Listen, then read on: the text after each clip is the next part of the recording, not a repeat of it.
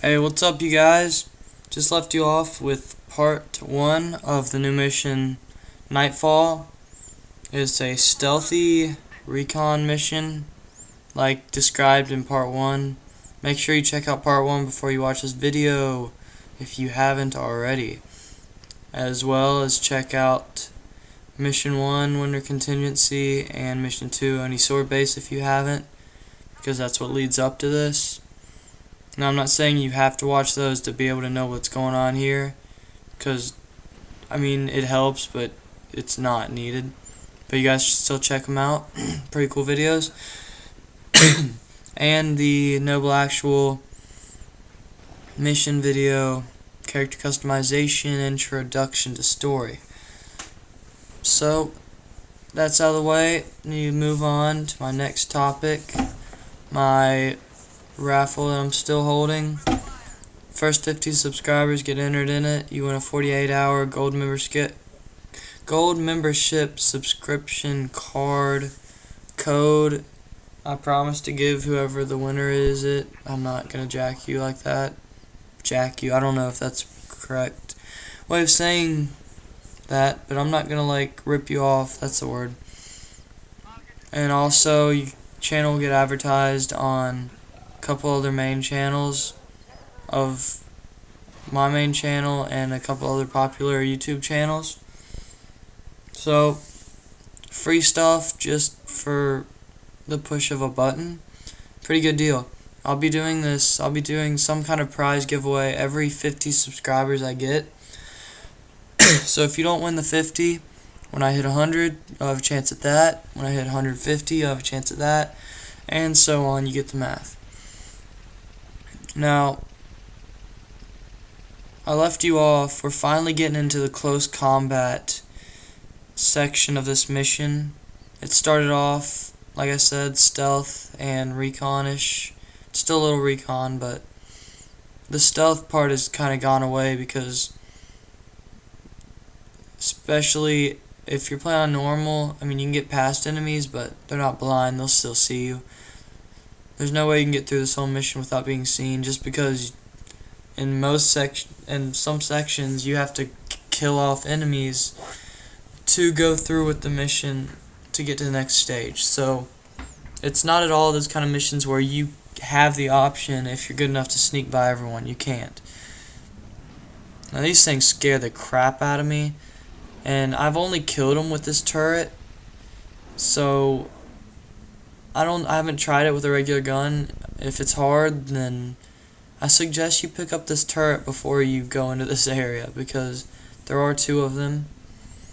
And if it is very hard to use a regular gun, you're definitely gonna want to get this thing, because it seems to do a very good job of taking them out. Sorry, you guys got the coughs. Anyway, I like this detachable machine gun because of the power, but I like the other military based one just because it has better accuracy. And I like the sound of the military based one. You guys can even post a comment on which one you like better and why. Not necessary, but gives you something to do. Just an idea there. This video is approximately about 10.5 minutes. So, now this is the only mission you'll be alone one-on-one with this dude. He's pretty boss. He carries around a sniper the whole time. He has a ghillie. He's like the only person with a ghillie suit on his Spartan equipment. And that's not a full-on ghillie suit, but you can see it if you get close up.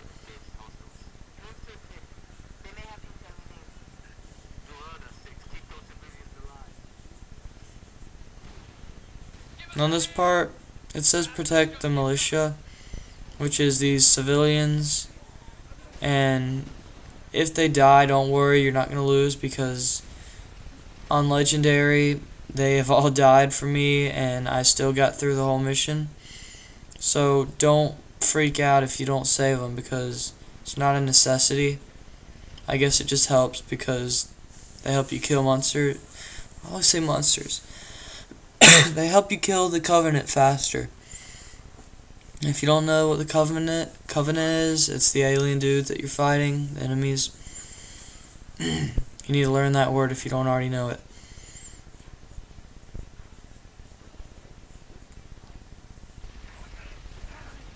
Yeah, keep this turret as long as you can. Definitely just clears out the area. And I thought that armor lockup was a monster, so I started lighting it up. But doesn't matter. I would have killed it if it was an alien, Covenant, whatever.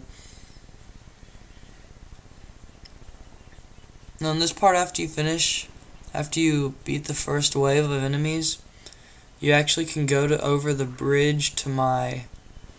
I'll show you the bridge whenever I look at it. The bridge I'm looking at right now, that bridge right in front of me. If you go through the bridge, it's not in front of me anymore, but you'll see a bridge. Go through the bridge right there and keep going along to the very back. You'll see a little pathway to the left side, and it gives you an automatic checkpoint, so you don't have to stay and fight all the Covenant that drop out of the ships. You can just go right through. It really helped me out on Legendary. So it's just a thing to think about. A little tip if you want to get through this faster. I'm not sure if you can do this. I haven't tried before the first wave. I did it after the first and second wave because the last wave was too much for me to handle. I didn't have enough good weapons, that kind of stuff. And like I said, I didn't save the militia, so the only help I got was the sniper dude, which quite frankly did not help me that much.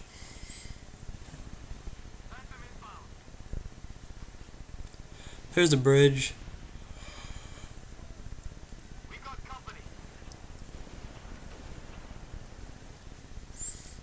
Yeah, if you're on normal, the Phantom ships aren't as big of a threat, but on Legendary, that mounted turret that the Grunt is on, those will hurt a lot, as well as the launcher thingy-majig that the Phantom carries.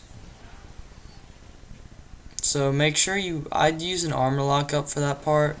If you see them start shoot the things at you, just do the armor lockup.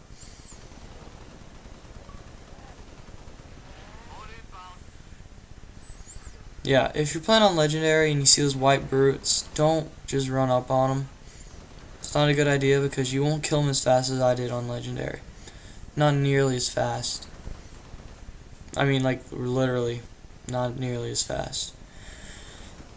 Unless you have some godlike weapon, like the target locator that you saw in Oni Sword Base, which shot down the artillery, or if you have the gravity hammer or the energy sword. Even if you have those, you probably won't get the chance to get close enough before you die if you're on Legendary. So it's a good idea just to stay back. And there were those things that the Phantom shoots at you that I was letting you guys know about earlier. So keep an armor lock up. Up until this point you needed the hologram, but right now you really don't need that much anymore, because it will come back up. But you guys,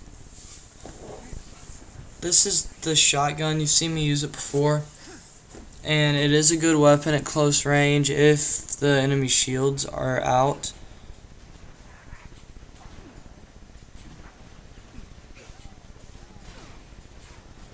God, you don't even know. This weird noise just happened in my room. My blood just went cold. Jesus Christ, it scared me. Sorry. And it's still happening, so I'm going to be taking some breaks in my sentences because this is pretty creepy. But the shotgun, like I said, it takes out the health easily, and the shield's sort of easy if it's a lower level Covenant monster, alien, whatever. But make sure you're really close up because it does damage far distance, but not enough to really affect that much.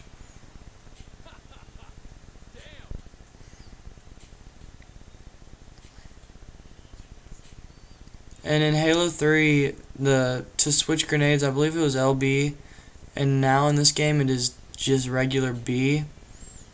So it took me a while to figure that out. I thought you just had to waste grenades so you got to the ones you want, but yeah, for you guys that have the same problem as me, it's the B button.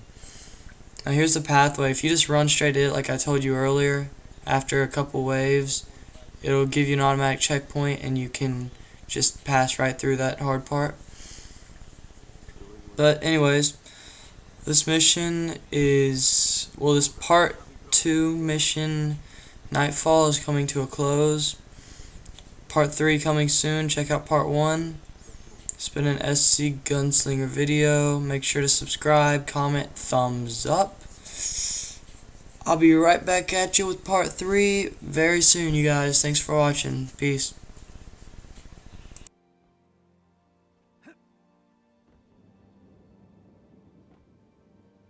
Cat, are you seeing this?